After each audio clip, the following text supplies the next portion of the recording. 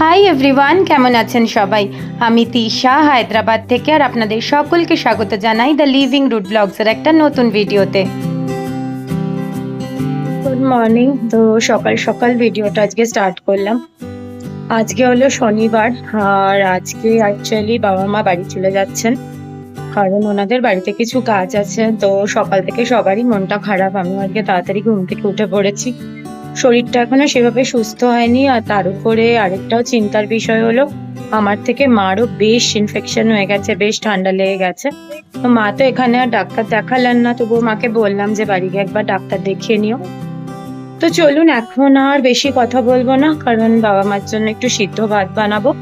বাবা মা ওটা খেয়ে বেরোবেন, আমরা একটু ব্রেকফাস্ট করে নেব, আর বাবা মাকে এয়ারপোর্টে ড্রপ করে দিয়ে তারপর আবার আপনাদের সাথে দেখা হচ্ছে। কারণ মনটা ভালো নেই, আর মন খারাপ যখন থাকে তখন সেগুলো ঠিক মন খারাপের মুহূর্তগুলো শেয়ার করতে আমার ভালো লাগে না। তো বাবা মাকে এয়ারপোর্টে ড্রপ করে তারপর আবার আপনাদের সাথে দেখা হবে। এখন সময় দুপুর 12টা, আর বাবা মাকে এয়ারপোর্টে ড্রপ করে দিয়ে এখন আমরা যাচ্ছি বাড়ির দিকে। বাট আমি আর সুপ্রতিম দুজনেই ভাবলাম ফাঁকা ফাঁকা বাড়িতে গেলে এখন দুজনেরই মনটা বেশ খারাপ লাগবে, তাই দুজনে মিলে ঠিক করলাম একটু সারাদ সিটি মল ঘুরে দেখার। কোনোদিনই আমরা এই সারাদ সিটি মলটায় যাইনি, কারণ এটা আমাদের বাড়ির থেকে বেশ খানিকটা দূরে। আজ শনিবার, তাই মলেও প্রচণ্ড ভিড়। দেখা যাক পার্কিং পাওয়া যায় কিনা। ফাইনালি অনেক কষ্টে পার্কিং পেয়ে এবার আমরা ঢুকে পড়েছি মলের ভিতরে। এই মলটা বিশাল বড়, আর এমন কোনো ব্র্যান্ড নেই যার শোরুম এই মলের মধ্যে নেই। তো চলুন আপনাদেরকে সঙ্গে নিয়ে এই মলটা একটু ঘুরে দেখি।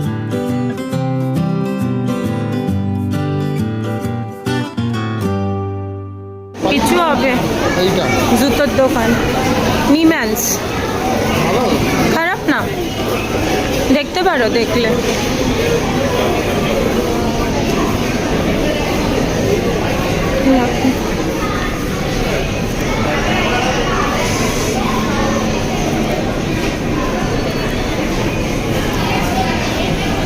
আমি এখানে একটা আমার মনের মতো দোকান পেয়েছি, সেটা হলো নেস্টাসিয়ার একটা দোকান, কিন্তু ঢুকবো না, ঢুকলেই পয়সা খরচা হয়ে যাবে। দেখি কিছু আছে কিনা।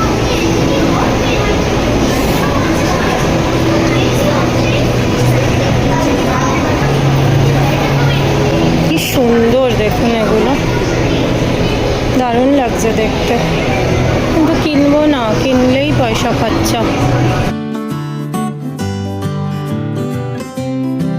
আমরা চলে এসেছি কফি শপে, কফি খাবো। সুপ্রতিম অলরেডি অর্ডার দিয়ে বসে আছে। কফির অর্ডার দিয়ে আমি আর সুপ্রতিম এখানে বসে একটু গল্প করছি। কাজের চাপেই বলুন আর সংসারের চাপেই বলুন, আমাদের দুজনের এরম একান্তে বসে কথা বলার সুযোগ আজকাল খুব কমই হয়ে ওঠে। যেতে চাই না, ওই এইটায় ইয়েটা খুব ভালো ছিল, ওই বাচ্চুপল্লির যেখানে পেছনে দারুণ জায়গা, ওটা তোমাকে নিয়ে যাবো একদিন, সকালবেলায় যেতে হবে। দারুণ জায়গা, খুব ভালো, খুব ভালো হ্যাবিটেট। কিন্তু ওইখানে যাদের সঙ্গে পড়েছিলাম, আচ্ছা বাঙালি, হ্যাঁ ও এটা ক্যাপুচিনো। হ্যাঁ এটা ক্যাপুচিনো। তো থ্যাংক ইউ। আমি কলকাতা থেকে। আচ্ছা কলকাতা থেকে? কলকাতা কোথায়? ব্যারাকপুর। ব্যারাকপুর, আমরা সোদপুর। আর দুটো স্টপেজ। হ্যাঁ দুটো স্টপেজ। টিটাগড়। হ্যাঁ টিটাগড়, খড়দা, সোদপুর। হ্যাঁ ও ব্যারাকপুর থেকে।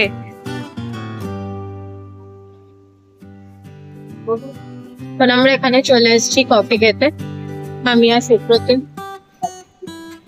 কফি খাচ্ছে। আমার ভিডিওতে কোনো রিয়াকশন দেয় না, খুব চাপ, আমার দেখাতেও চাপ হয়। যাই হোক, আমি অর্ডার করেছি একটা ক্যাপুচিনো, আর সুপ্রতিম অর্ডার করেছে একটা হোয়াইট চকলেট মোকা। দুজনে কফি খাচ্ছি, দারুণ কফি। আমরা কোনোদিন এই ক্যাফেটাতে আসিনি, বাট ভীষণ ভালো কফি। চলুন কফি খাই, তারপরে কি খাবার অর্ডার করেছি সেগুলো এলে আপনাদেরকে দেখাবো। প্রথমেই চলে এলো আমাদের জন্য টেস্টি আর ক্রিসপি ফিশ ফিঙ্গার্স। ফিশ ফিঙ্গারটা তো দারুণ ছিল, আমি আর সুপ্রতিম মোটামুটি শেষ করে ফেলেছি। 2 পিস আছে। কফিও প্রায় শেষের পথে, আমি ভাবছি আরেকটা কফি খাবো। আরেকটা ডিশ চলে এসছে, এটার নাম হলো চিকেন কারায়েচ। জানি না কেমন খেতে, এটা নাকি জাপানিজ খাবার। খেয়ে দেখে তারপরে বলছি কেমন খেতে।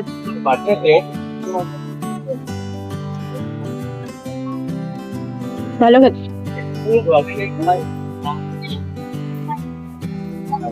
জাপানিজ ডিশ বটে, কিন্তু ব্যাপারটা বেশ ইন্ডিয়ান। টফি খেয়ে এখন আমরা বাড়ির পথ ধরলাম, বেরোচ্ছি মল থেকে। এই তো এখানেই ছিল, এই তো 231। সুপ্রতিম গাড়িও খুঁজে পাচ্ছে না, আর পার্কিংও কোথায় করেছে ভুলে গেছে। চলে এসছি আমরা গাড়ির কাছে, এবার বেরোবো। ভাবছি একটু নার্সারিতে যাব, দেখি যাওয়া হয় কিনা।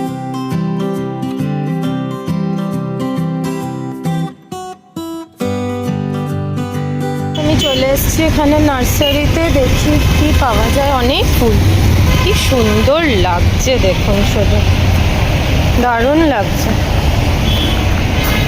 এগুলোই নেব ভাবছি, দারুণ লাগছে।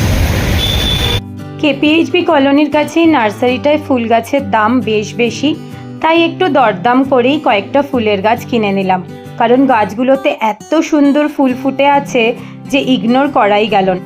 তো হয়ে গেছে নার্সারি থেকে ফুল কেনা, এবার যাচ্ছি বাড়ির পথে।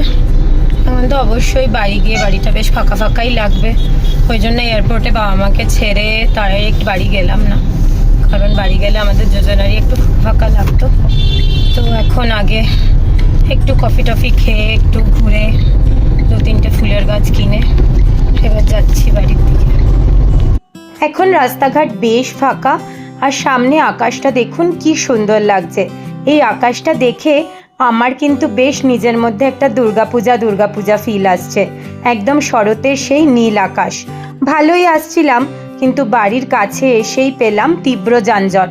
এখানে একটা বিশাল বড় বুলডোজার না জেসিবি কি একটা দাঁড়িয়ে আছে, কারণ এই প্রগতিনগর রোডটার উপরে বেশিরভাগ জায়গায় মানুষ দুধার দিয়ে অনেকটাই এনকরেজ করে রেখেছে, আর এখন গভর্নমেন্ট থেকে সেই এনকরেজমেন্টগুলোই হাঁটাচ্ছে। দেখুন না, যেখান থেকে পাঁচিল হওয়া উচিত সেখান থেকে হলো বাড়ি, আর রাস্তার ওপরে হলো বাড়ির পাঁচিল। সত্যি বলতে কি গভর্নমেন্টেরও কিছু করার নেই, কিন্তু এই সব কাজগুলো রাতের দিকে করলে পথ চলতি মানুষের ভোগান্তি একটু কম হয়, এই আর কি। যানজট ছাড়িয়ে এবার বাড়ির কাছাকাছি পৌঁছে গেছি, আর চলুন এই ব্লগটাকেও এখানেই শেষ করছি। আপনাদের যদি আমার এই ছোট্ট ব্লগটা ভালো লেগে থাকে তাহলে লাইক, শেয়ার, কমেন্ট, সাবস্ক্রাইব অবশ্যই করবেন। দেখা হচ্ছে পরের একটা ব্লগে। Till then stay blessed and happy.